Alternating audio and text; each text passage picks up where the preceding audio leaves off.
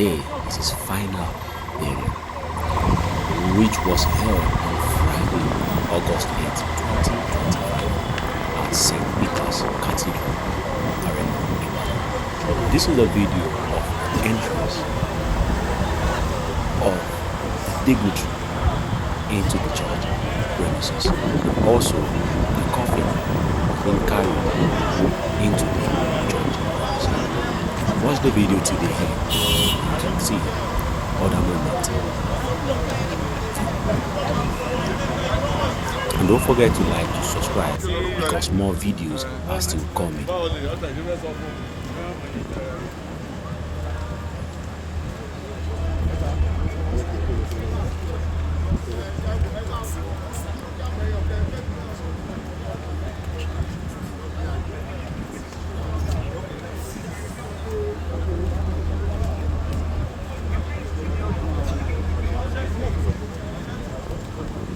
You people should do that snapping because people will be coming, vehicle will be coming.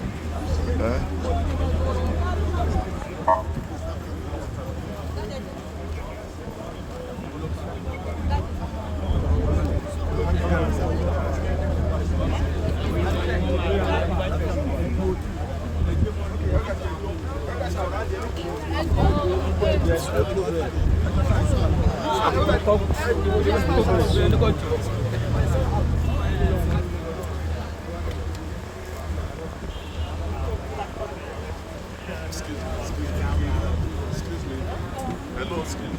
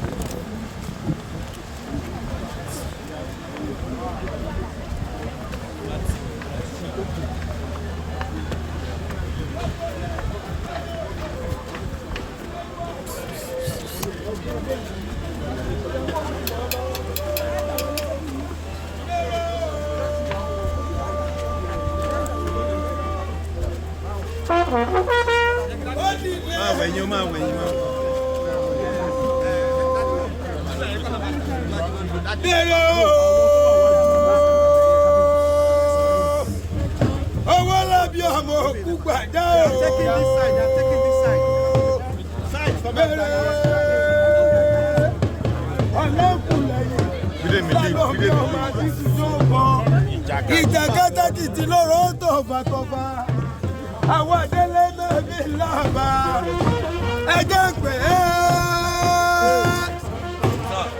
àpè kò lè jẹ́ o àpè kò lè dìde Ọba Owolabi Ige Òkúgbàjọ wáyé ní ọ̀rọ̀ ọ̀run Alákejì èèyàn wọ́n gbà yọ.